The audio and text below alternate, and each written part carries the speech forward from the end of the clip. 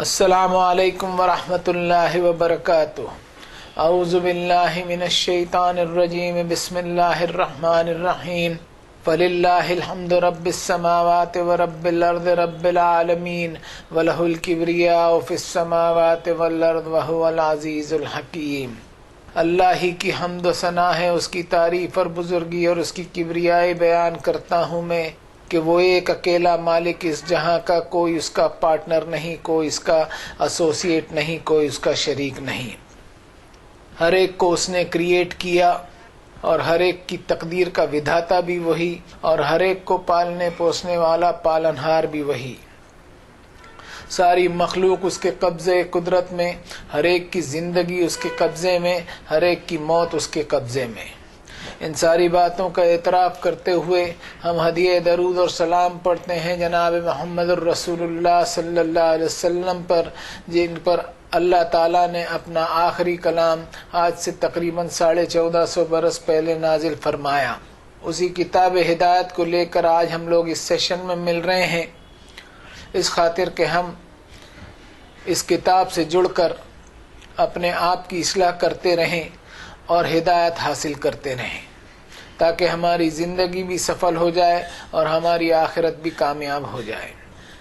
آج الحمدللہ ہم سورۃ المجادلہ میں 58 نمبر کی سورۃ شریفہ کا سبق پڑھیں گے، اور اس کے پہلے کے سیشنز میں 57 نمبر کی سورۃ شریفہ سورۃ الحدید اللہ تعالیٰ نے مکمل کروائی۔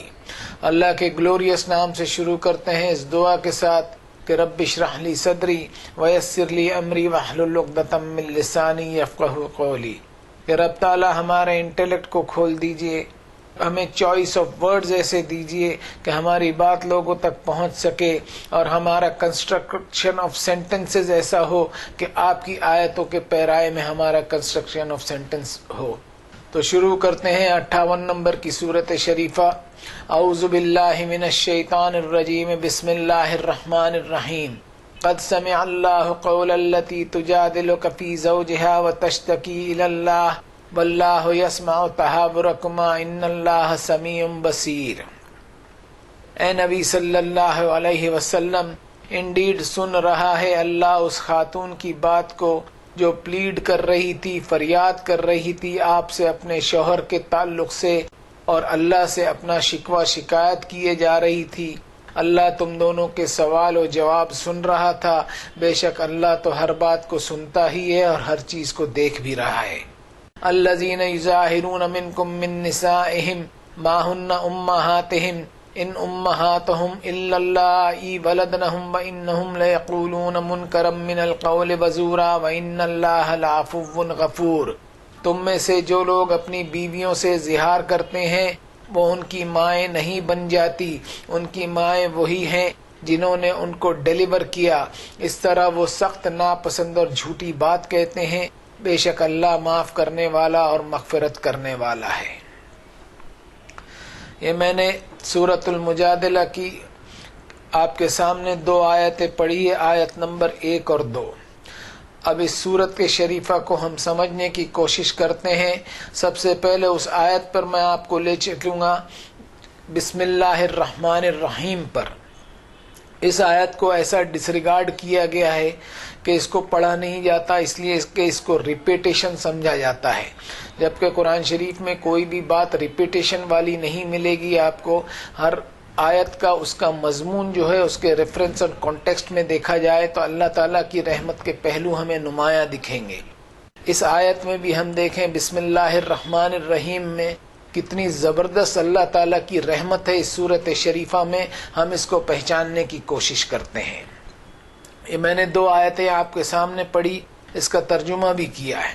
اب ان آیتوں پہ غور کریں تو ہمیں دکھائی دے گا کہ ایک خاتون کی بے چینی کا تذکرہ ہے۔ آیت کے ٹون سے ہم سمجھ سکتے ہیں کہ the lady was urging her plea to the prophet and in prayer to Allah۔ جس طریقے سے اور جس انداز سے وہ خاتون آہوزاری اللہ کی طرف کر رہی ہے، اس امید کے ساتھ فریاد تھی اللہ کے سامنے کہ اللہ اس کے معاملے میں ریکنسیلیشن اور صلح کی راہ بتائیں گے۔ اس آیت کے بیک گراؤنڈ میں ہم دیکھیں تو دکھائی دیتا ہے کہ یہ واقعہ ایک صحابیہ خاتون کا ہے جن کے شوہر نے زہار کیا تھا، زہار کیا ہے اس کو بھی ہم جاننے کی کوشش کریں گے۔ وہ خاتون جس کو اللہ کی گواہی میں اور سارے سماج کو گواہ اور ساکشی بنا کر ایک شخص اپنی بیوی تسلیم کرتا ہے، اپنی ازدواجی زندگی میں لاتا ہے، اپنی میرائٹل لائف میں لاتا ہے، صرف سماج کے سامنے قبول کیا یہ کہتے ہوئے، کیا ان الفاظ کی کوئی ویلیو نہیں ہے؟ ایک انسان سارے سماج کے سامنے ایک عہد کر رہا ہے کہ وہ فلاں کو اپنی زوجہ اور اپنی بیوی تسلیم کرتا ہے، یعنی سماج کے سامنے اس نے ایک کمٹمنٹ کیا، اور اللہ تعالیٰ کمٹمنٹس کا بھی حساب لیں گے۔ وَأَوْفُوا بِالْعَهْدِ إِنَّ الْعَهْدَ كَانَ مَسْئُولًا، زبان سے کیے ہوئے اپنے وعدوں کی پاسداری کیا کرو، اپنے کمٹمنٹ کو پورا کیا کرو، یاد رکھنا اللہ تعالیٰ ان کا بھی تم سے حساب لے گا۔ اب ساری ذمہ داریاں جو ہے وہ شوہر پر عائد ہو جاتی ہیں۔ کیا ان الفاظ کی کوئی ویلیو نہیں ہے اللہ کے نزدیک کہ ایک خاتون جو اپنے ماں باپ، بھائی بہن اور سارے رشتہ داروں کو چھوڑ کر ایک ایسے آدمی سے جڑتی ہے جسے وہ پوری طرح جانتی بھی نہیں؟ کیا شوہر پر اس کی بیوی کے کوئی حقوق اور کوئی ادھیکار نہیں نکلتے ہوں گے جنہیں پورا کرنا ایک شوہر کے لیے فرض کا درجہ رکھتا ہو؟ انسان کے سلوبی رشتے یعنی خونی رشتے اور سسرالی رشتوں کی قدر و قیمت قرآن شریف کی 25 نمبر کی سورت شریفہ کی 54 نمبر کی آیت میں بتائی گئی ہے۔ وَهُوَ الَّذِي خَلَقَ مِنَ الْمَاءِ بَشَرًا فَجَعَلَهُ نَسَبًا وَسِحْرًا وَكَانَ رَبُّكَ قَدِيرًا، وہی رب ہے جس نے انسان کو لکوڈ سے بنایا اور پھر اسے خاندانی اور سسرالی رشتے دیے، تمہارا رب عالی شان قدرتوں والا ہے۔ یہ آیت ہر نکاح کے خطبے میں پڑھی جاتی ہے، لیکن اس کو بھی انفارچونیٹلی ڈس ریگارڈ کیا گیا ہے۔ اتنی زبردست میسج والی آیت ہے یہ کہ اس میں انسان کو اس کے سسرالی رشتے اور اس کے خاندانی رشتوں کے بارے میں قدر و قیمت بتائی ہے، اور اس کو مینٹین کرنے کی اس میں ترغیب دی گئی ہے اور حکم دیا گیا ہے۔ ابھی جو میں نے پہلے اور دوسرے نمبر کی آیت آپ لوگوں کے سامنے پڑھی، ان آیتوں میں اس خاتون کی پلیڈنگ، فریاد اور اللہ سے اپنی آہوزاری کی بات کہی گئی ہے۔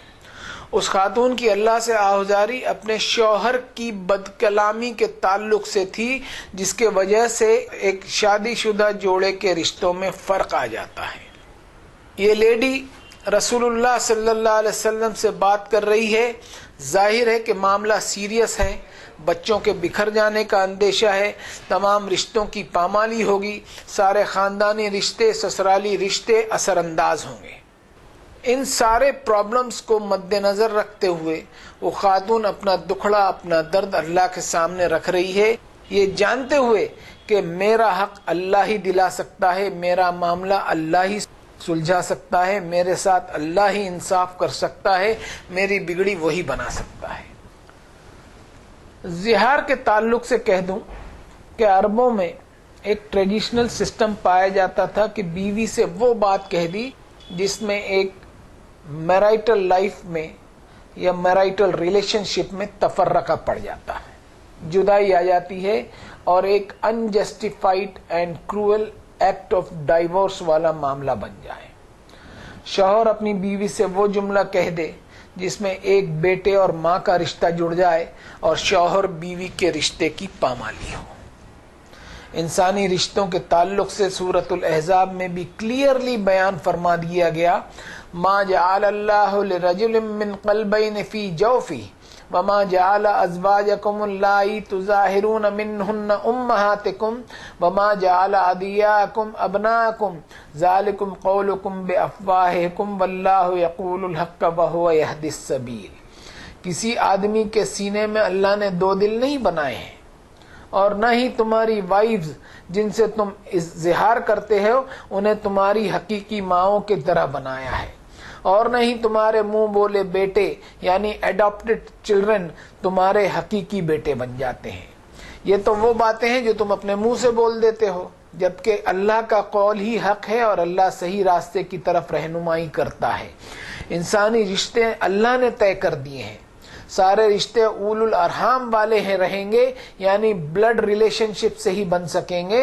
وَأُولُو الْأَرْحَامِ بَعْضُهُمْ أَوْلَىٰ بِبَعْضٍ فِي کتاب اللہ، تمہارے خونی رشتے آپس میں ایک دوسرے پر ہر حال میں فوقیت رکھیں گے اور اہمیت رکھیں گے، اور وراثت کی تقسیم بھی صلبی رشتوں میں ہی ہوگی۔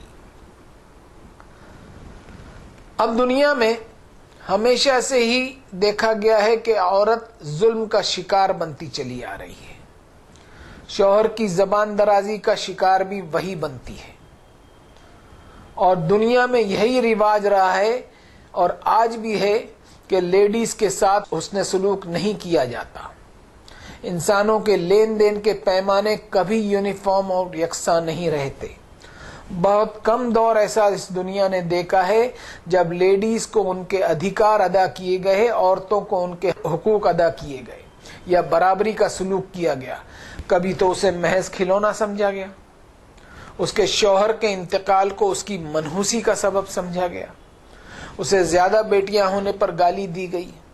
اللہ تعالیٰ نے اپنی کتاب میں جو قانون بنائے ہیں وہ کمزوروں کے حقوق اور ادھیکاروں کی حفاظت کے لیے بنائے ہیں، فیملی سٹرکچر کو قائم رکھنے کے لیے اور بچوں کی پرورش اور نرچرنگ کے لیے لیڈیز کی قربانیاں اور ان کے وقار، عزت اور احترام کی خاطر اس رکوع میں مرد سماج کے لیے ایسے سخت قانون آگے کی آیتوں میں ہیں جو دنیا کی کسی بھی مذہبی کتاب میں آپ کو نہیں ملیں گے۔ اگلی آیت لیتے ہیں، والذین یظاہرون من نسائہم ثم یعودون لما قالوا فتحریر رقبۃ من قبل ان یتماسا ذالکم توعظون بہ واللہ بما تعملون خبیر۔ جو لوگ اپنی بیویوں سے زہار کرتے ہیں پھر اپنے قول کو واپس لینا چاہتے ہیں تو ایک دوسرے کے قریب آنے سے پہلے ایک گردن کو آزاد کرنا ہوگا، اس سے تمہیں واعظ دیا جاتا ہے، اور یاد رکھنا تمہارے ہر کام کی اللہ کو خبر ہے۔ یہ میں نے آپ کے سامنے 3 نمبر کی آیت پڑھی اس رکوع کی، اس کا ترجمہ بھی کیا۔ اب اس کی گہرائی میں جا کے دیکھتے ہیں۔ اس آیت میں الفاظ ہیں کہ ذالکم توعظون بہ، یعنی یہ تمہیں واعظ کیا جاتا ہے اس کے ذریعے۔ کس کے ذریعے؟ اس کتاب سے، اس قرآن کے ذریعے واعظ کیا جاتا ہے، یعنی میرا اور آپ کا واعظ نہیں چلنے والا۔ ان معاملوں میں ہمیں کتاب اللہ کو ہی ریفر کرنا ہوگا، ہمارے واعظ و نصیحت ہم کو کتاب اللہ سے ہی حاصل کرنا ہوگا۔ سورۃ المائدہ میں فرمایا وَمَن لَّمْ يَحْكُم بِمَا أَنزَلَ اللَّهُ فَأُولَٰئِكَ هُمُ الْكَافِرُونَ۔ اللہ کی طرف سے نازل شدہ کتاب کے مطابق تمہارے فیصلے نہ ہوگے تو کفر میں پڑ جاؤ گے، یہ یاد رکھنا۔ اب اس ابلہ خاتون کے لیے اللہ نے اس صورت شریفہ کی ابتدا میں ہی اس کے فیور میں آیتیں نازل کی، جاہلانہ ٹریڈیشنز کو ریجیکٹ کیا اور آیت نازل کی کہ شوہر کی بد کلامی کی سزا شوہر کو ہی ملے، نہ کہ اس معصوم لیڈی کو۔ اور سزا بھی کیسی ہو؟ فرمایا فَتَحْرِيرُ رَقَبَةٍ مِّن قَبْلِ أَن يَتَمَاسَّا، جو لوگ اپنی بیویوں سے زہار کرتے ہیں پھر اپنے قول کو واپس لینا چاہتے ہیں تو ایک دوسرے کے قریب آنے سے پہلے ایک گردن کو آزاد کرنا ہوگا، اس سے تمہیں واعظ کیا جاتا ہے، اور یاد رکھنا تمہارے ہر کام کی اللہ کو خبر ہے۔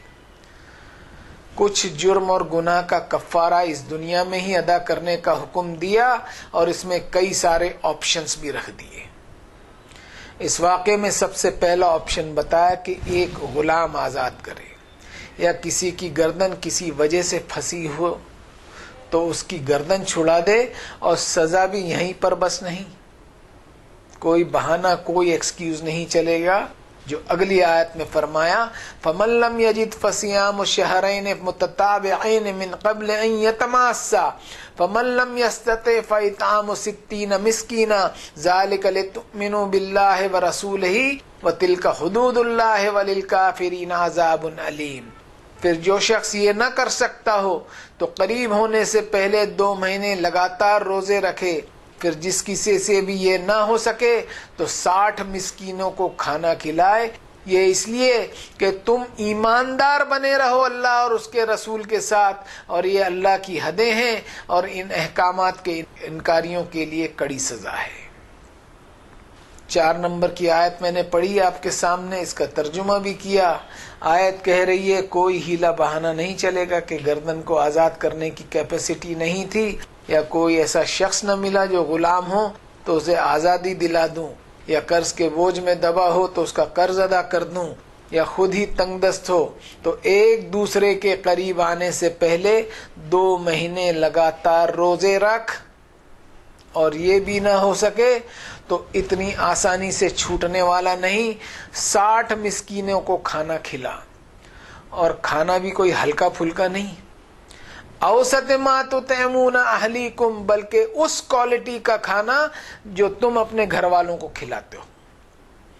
یہ اس لیے بتایا جا رہا ہے کہ انسان اللہ اور اس کے رسول کے ساتھ ایماندار بنا رہے، اس کے پیغامات کے ساتھ ایماندار بنا رہے، اور یہ حدیں ہیں جو اللہ نے بیان فرما دی، یہ باؤنڈریز ہیں، اس کو کراس کرنے کی کبھی کوشش نہ کرے۔ 2 مہینے کے لگاتار روزے، رمضان کے روزے تو ہم سے بڑی مشکل سے ہو پاتے ہیں، اور ان روزے میں بھی ہمارا دماغ جو ہے وہ 7ویں آسمان پر، کسی پر بھی فوراً غصہ آ جائے، بھوک اور پیاس کے مارے قوت اور طاقت کم ہوتی جا رہی ہے اور غصہ 7ویں آسمان پر، جھلاٹ اتنی کہ کسی سے بھی کچھ کہہ دے۔ اور کیا گارنٹی ہے کہ لگاتار 2 مہینے ایک انسان کی طبیعت روزہ رکھنے کے قابل ہو بھی یا نہیں؟ یہ 1 مہینے کے روزے ٹھیک سے ہم نہ رکھ پائیں تو سزا کے طور پر 2 مہینے کے روزے، اور وہ بھی لگاتار، کس طرح پورے ہو سکیں گے؟ آگے فرمایا کہ 2 مہینے کے روزے نہ رکھ سکے تو 60 مسکینوں کو کھانا کھلا۔ یہاں مسکینوں کو کھانا کھلانے والی بات قابل غور ہے۔ انسان کی سائیکولوجی ہوتی ہے کہ جب ہاتھ تنگ ہوتا ہے تو سب سے پہلے وہ چیریٹیز میں کٹوتی کرتا ہے، یہ فطری سیلفشنس ہے۔ قرآن شریف میں کئی مقامات پر مسکینوں کو کھانا کھلانے کی رغبت کی آیتیں ملتی ہیں۔ رمضان المبارک میں فرض روزوں کے ساتھ ساتھ وَعَلَى الَّذِينَ يُطِيقُونَهُ فِدْيَةٌ طَعَامُ مِسْكِينٍ فَمَن تَطَوَّعَ خَيْرًا فَهُوَ خَيْرٌ لَّهُ، جو لوگ کیپیسٹی رکھتے ہوں تو روزوں کے ساتھ ساتھ مسکینوں کو کھانا بھی کھلائیں، ایسے بھلائی کے کاموں کے کرنے پر اپنا ان کا خود کا ہی بھلا ہوگا۔ سورۃ المائدہ میں بھی ہم قسم کے ٹوٹ جانے پر کفارہ ادا کرنے کے لیے فَكَفَّارَتُهُ إِطْعَامُ 10 مساکین من اوسط ما تطعمون اہلیکم او کسوتہم او تحریر رقبہ، 10 مسکینوں کو کھانا کھلانا ہوگا قسم توڑنے پر، اور اس کوالٹی کا کھانا جو تم اپنے گھروں میں کنزیوم کرتے ہو، یا مسکینوں کے کپڑوں کا انتظام کرو، یا ایک گردن کو آزاد کرو۔ چیریٹیز کا یہ ایک سسٹم بنایا اللہ نے، وَلَا يَحُضُّ عَلَىٰ طَعَامِ الْمِسْكِينِ، کہ اس کو ارج نہیں اٹھتی، اس کے دل میں کوئی جذبات نہیں اٹھتے کہ مسکینوں کو کم سے کم کھانا تو کھلا دے۔ اور اس کے برعکس اس کیٹیگری والے وَيُطْعِمُونَ الطَّعَامَ عَلَىٰ حُبِّهِ مِسْكِينًا وَيَتِيمًا وَأَسِيرًا، اللہ کی محبت میں، اللہ کی رضا چاہنے کی خاطر مسکینوں، یتیموں، بے سہارا لوگوں، مجبوری میں پھنسے لوگوں کو کھانا کھلانے والے اس دنیا میں بہت کم ہوتے ہیں۔ چیریٹی کا یہ سسٹم بنایا اللہ نے کہ کیپیسٹی ہے تو روزے رکھنے کے ساتھ ساتھ مسکینوں کو کھانا کھلا، قسم توڑی ہے مسکینوں کو کھانا کھلا، کپڑے پہنا، میری مخلوق کی خدمت کر۔ اور چیریٹیز کے خدمت خلق کے کئی جگہ احکامات ملتے ہیں قرآن شریف میں۔ ان چیریٹیز اور خدمت خلق پر دھیان نہ دینے کو دین کی تکذیب بتائی گئی ہے، یعنی دین کا ریجیکشن بتایا ہے۔ أَرَأَيْتَ الَّذِي يُكَذِّبُ بِالدِّينِ فَذَلِكَ الَّذِي يَدْعُو الْيَتِيمَ وَلَا يَحُضُّ عَلَىٰ طَعَامِ الْمِسْكِينِ، کیا اس شخص پر غور کیا ہے جو دین کو جھٹلاتا ہے؟ یہ وہی شخص ہو سکتا ہے جو یتیموں کو دھتکارتا ہے، اور اس کے دل میں کبھی رغبت نہیں اٹھتی کہ مسکینوں کو کھانا کھلائے۔ یہ کیسے دیندار ہو سکتا ہے؟ یہ ہے اللہ کا انصاف۔ زبان درازی کی، گالی دی، رشتوں کی پامالی کی، تو یہ ساری پینلٹیز بتائی گئی ہیں۔ کوئی بچوں کا کھیل نہیں ہے کہ جو منہ میں آئے کوئی بکتا چلا جائے۔ انسانی رشتوں کی قدر و قیمت اور اہمیت ہو، سارے سماج کو اور اللہ کو گواہ بنا کر ایک لیڈی سے نکاح کیا، صرف زبان سے یہ کہہ کر کے قبول کیا، اس قول کو نبھانا ہوگا، اس وعدے اور عہد کو نبھانا ہوگا۔ بڑی عام سی کہاوت ہے کہ وعدے ہوتے ہی ہیں توڑنے کے لیے، بکواس کہاوت ہے۔ فرمایا وَأَوْفُوا بِالْعَهْدِ إِنَّ الْعَهْدَ كَانَ مَسْئُولًا، وعدے کو، عہد کو معمولی بات نہ سمجھو، انہیں پورا کرو، اس میں کوئی شک نہیں کہ عہد و پیمان کا تم سے سوال کیا جائے گا۔ ازواجی زندگی میں، فیملی لائف میں اونچ نیچ، کمی بیشی، نیگیٹو پازیٹیو حالات آتے ہیں، زبان کو قابو میں رکھتے ہوئے معاملوں کو سلجھانا ہوگا۔ اب اگلی آیت لیتے ہیں، ان الذین یحادون اللہ ورسولہ کبتوا کما کبت الذین من قبلہم وقد انزلنا آیات بینات وللکافرین عذاب مہین۔ بے شک جو لوگ مخالفت کرتے ہیں اللہ اور اس کے پیغامات کی، وہ اسی طرح رسوائی اور ذلت میں پڑ جائیں گے جس طرح پچھلے لوگ ایسی ہی رسوائی اور ذلت میں ڈالے گئے، اور انڈیڈ ہم نے کھلی اور روشن سیلف اسپیکنگ آیتیں نازل کی ہیں، اور انکاریوں کے لیے رسوائی والی سزا ہوگی۔ یہ آیت نمبر میں نے 5 پڑھی آپ کے سامنے، اس کا ترجمہ بھی الحمدللہ ہوا۔ اب اس میں تھوڑا گہرائی میں جا کر کے دیکھتے ہیں کہ اس سے پہلے والی آیت میں اللہ کی حدود کا ذکر آیا ہے، یعنی باؤنڈریز کو کراس کرنا اور اللہ اور اس کے رسول کی مخالفت میں جائے گا، اور اللہ کی بتائی ہوئی حدود کو کراس کرنا کوئی معمولی بات نہیں ہے۔ ان الذین یحادون اللہ ورسولہ اولئک فی الاذلین، بے شک جو لوگ اللہ اور اس کے رسول کی مخالفت کرتے ہیں وہ انتہائی ذلت میں پڑے رہیں گے۔ مختلف ڈگریز آف ہیوملیشن ہیں، مگر یہ ذلت انتہائی ورسٹ ذلت ثابت ہوگی۔ عام طور پر ایسے معاملوں کو لائٹلی لیا جاتا ہے، ان معاملوں کو بالکل ڈسریگارڈ نہیں کیا جا سکتا۔ ذرا سی بھی بے دھیانی ہمارے لیے رسکی ہو سکتی ہے، کیونکہ وَمَن يَعْصِ اللَّهَ وَرَسُولَهُ وَيَتَعَدَّ حُدُودَهُ يُدْخِلْهُ نَارًا خَالِدًا فِيهَا وَلَهُ عَذَابٌ مُّهِينٌ، جو کوئی اللہ اور اس کے پیغامات کی نافرمانی کرے گا اور اللہ کے حدود کو کراس کرے گا تو اللہ اسے جہنم کی آگ میں ہمیشہ کے لیے ڈال دے گا، اور اس کے لیے مسلسل رسوائی والا عذاب ہوگا۔ اور ایک جگہ فرمایا تلک حدود اللہ فلا تقربوها، اللہ کی مقرر کی ہوئی حدوں کے قریب بھی نہ پھٹکنا کہ پھسلنے کا اندیشہ ہو، یعنی قریب رہ کر بھی کوئی رسک نہ لینا۔ اور خوبی کی بات یہ ہے کہ قرآن شریف میں حدود کو کراس کرنے کی، باؤنڈریز کو کراس کرنے کی وارننگز بیشتر ان مقامات پر آئی ہیں جہاں خواتین کی حق تلفی والا معاملہ بننے کا اندیشہ ہو۔ رکوع کی آخری آیت لیتے ہیں اب، یوم یبعثہم اللہ جمیعا فینبئہم بما عملوا احصاہ اللہ ونسوہ واللہ علی کل شیء شہید۔ اس دن جس دن سب کو اللہ اٹھائے گا ایک ساتھ حساب کے لیے، اس دن انفارم کرے گا اللہ انہیں ان کے کرموں کے بارے میں۔ اللہ نے ہر چیز کا ریکارڈ تیار کروایا ہے، اور جبکہ انسان بھول چکے ہیں اور اللہ ہر چیز پر خود گواہ ہے۔ یہ آیت نمبر 6 پڑھی میں نے، جو آج کے سبق کی آخری آیت ہے، اس کا ترجمہ بھی ہوا۔ اب اس پہ غور کرتے ہیں۔ یہاں پر انسانوں کو ریمائنڈ کیا جا رہا ہے کہ یاد رکھنا سب کو اکٹھا کر کے حساب لوں گا، اور ہر معاملے میں میں موقع کا خود گواہ ہوتا ہوں۔ I am present everywhere، احصاہ اللہ نسو، سارے ریکارڈز میرے پاس محفوظ ہیں کہ جب کہ انسانوں تم بھول جاتے ہو، اور اس ریکارڈ سسٹم میں کوئی کرپشن یا کوئی ایرر نہیں ہو سکتا۔ اللہ تعالیٰ کا یہ پورا سسٹم اس طرح سے ہے کہ ما تری فی خلق الرحمن من تفاوت، اس کے پروگرام میں، اس کی تخلیق میں، اس کی قدرتوں میں کوئی ایرر نہیں پا سکتا۔ انسانوں کے جتنے بھی ریکارڈ سسٹم ہیں، چاہے وہ کاغذوں پر ہو، موبائل ہینڈ سیٹ میموری میں ہو، چاہے کمپیوٹر ہارڈ ڈسک میموری ہو، کہیں نہ کہیں وہ سسٹم میں کرپشن یا وائرس آ جاتا ہے، میموری لاس ہو جاتی ہے، چاہے ورچوئل میموری ہو چاہے ڈیجیٹل میموری ہو۔ لیکن اللہ کا سسٹم وَأَحَاطَ بِمَا لَدَيْهِمْ وَأَحْصَىٰ كُلَّ شَيْءٍ عَدَدًا، جو کچھ انسانوں کے پاس ہے وہ اللہ کی نالج اور علم کے احاطے میں ہے، اور ہر چیز کو اس نے ڈیجیٹلی ریکارڈ کر کے کور کیا ہے۔ تمہاری ساری حرکتوں کا، تمہارے اعمال کا، آچرن کا، تمہارے آؤٹر سائڈ کا، تمہارے انر سیلف کا، یہاں تک کہ تمہارے دل و دماغ کی سوچ تک کا بھی حساب لے لوں گا میں۔ کیسے نہیں لے سکتا ہوں میں؟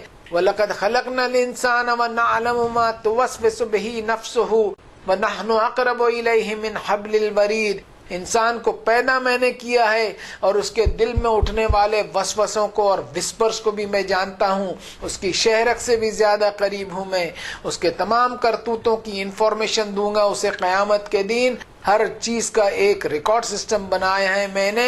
اذا زلزلت الارض زلزالها واخرجت الارض اثقالها وقال الانسان ما لها يومئذ تحدث اخبارها، وہ دن ہوگا کہ زمین اپنے زلزلے پر ہلا دی جائے گی قیامت کے دن، اپنے سارے بوجھ زمین نکال باہر کرے گی، انسان چیخ اٹھے گا کہ کیا ہو گیا ہے اسے۔